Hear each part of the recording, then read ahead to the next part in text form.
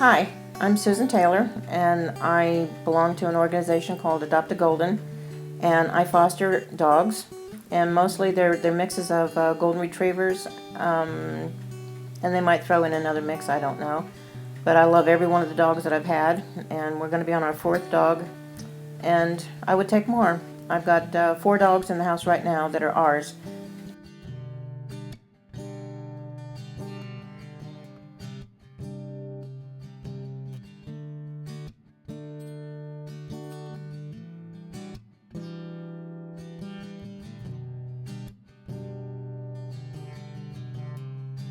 I love dogs because they love you unconditionally.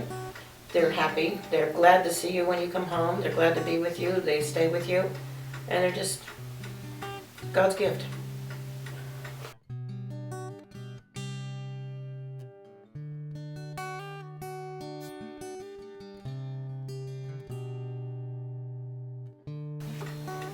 I've been to shelters and to kennels and dog pounds all over from Connecticut to California to Tennessee, and they're awful. Some of them are nice and clean and stuff like that, but the dogs they look so sad. And if I had 100 acres that was fenced in, I would take every one of them home with me. They don't know why they're in there, and most of the time it's because the people don't want them anymore.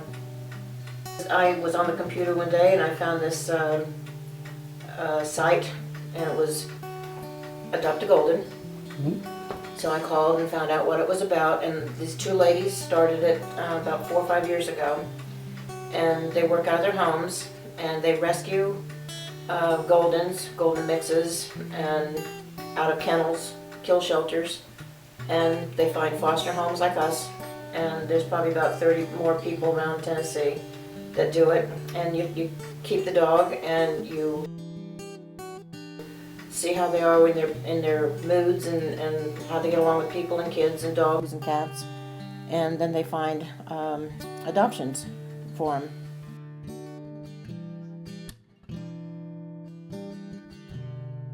Really nice people there. They take a lot of the dogs from the shelters and they keep them there until they go to foster homes. And he was a wild man. He was short.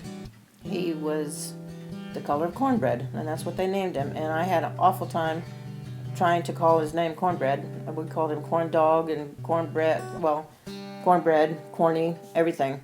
And he got along well with the girls. He was a little frisky, but he learned his manners, and we had him for almost a month.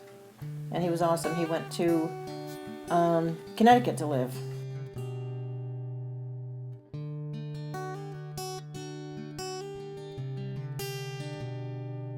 And we had her for about 3 weeks. She was in a home in Alabama, and there was 2 teenage boys, and she had a shock collar on, and if she didn't do what they wanted to do or on command, they would shock her and throw her into a dark bathroom and kept her there till they felt that she was going to be better. And she was timid. She was snappy. She was very possessive over the things that she had, and she would snap at you if she was in a surprised state. But she got to the point where she was just so lovable, and especially with my sister, and she let us feed her without getting bit. And if she was surprised, she would snap at you. But we had her for about 3 weeks, I said, and she's doing a lot better, and she's in a home in North Carolina. She was adopted? She was adopted.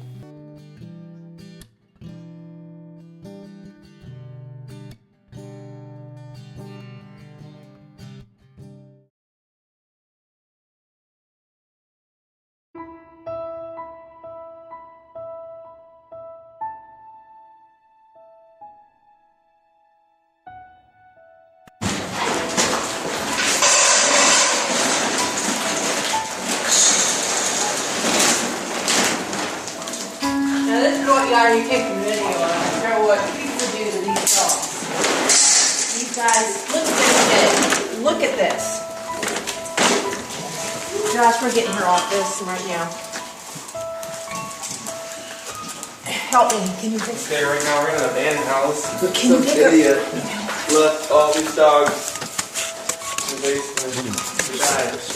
The motherfuckers need to be prosecuted to the fullest extent. This one, they're all coming with us. I don't care what Lori says. 3 of them. Got them? Yep. We're taking them all. We're not leaving them here. This is No, bullshit. hell no. I'll keep them at my house. If I got to. I don't want to take them. We'll get somebody else out there. Hey, buddy. They're starving you to death. Oh my god. Yep. Oh my god. What the Right, fuck? we need, you know what, I want you to definitely video this and show what people do to these dogs. She's so skinny. Poor baby. What kind of idiot would do that? The other one's on a chain that's like a couple inches long. This one was hanging. Yeah. I was gonna leave him down here to starve to death.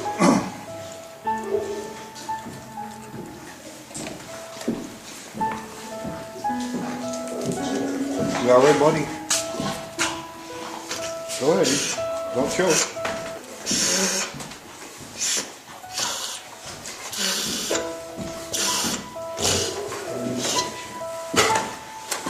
You didn't choke. Take your time. What the fuck's a padlock for? Alright. It's okay. Probably one of her pups. We need bolt cutters.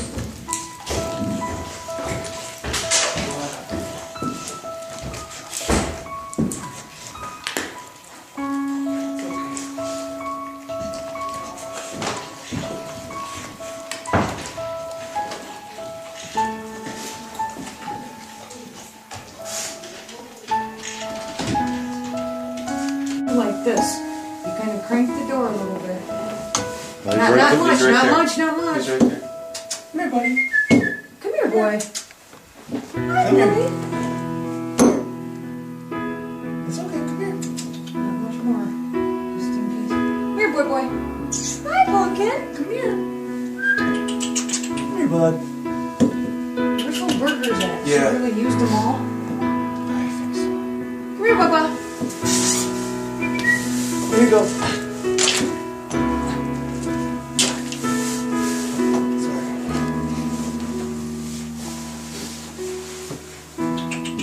Here, boy. No,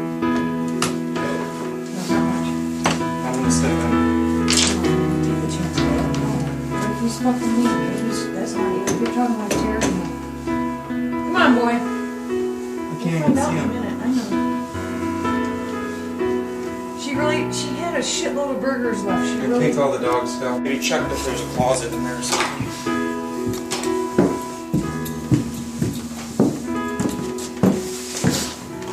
Come on, buddy. It's not me, this. No.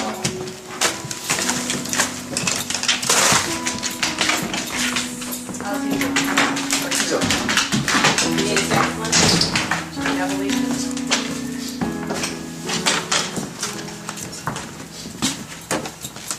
Buddy. Yeah, I bet you needed that. Good boy. Already hospital, good boy. I hate people that are abusive to any animal. And what they have done, especially to dogs, with the dog fighting and stuff like that, I think they should all be in jail. It's just disgusting what they do to the animals. The only thing the animals can't do is talk. And they're so lovable. And I don't know. The abuse is just unbelievable. Dogs don't deserve it. I think the people should be fined, put in jail, or if I really want to get bad, do the same things to them as they do to the animals, and see how they like it. I can't respect anybody that is mean to an animal. And the kill shelters, it's the people's fault that they're in kill shelters because there's so many animals out there that should have been spayed and neutered. They shouldn't have all these puppy mills. It's just ridiculous. And it's not the dog's fault, it's the people's fault.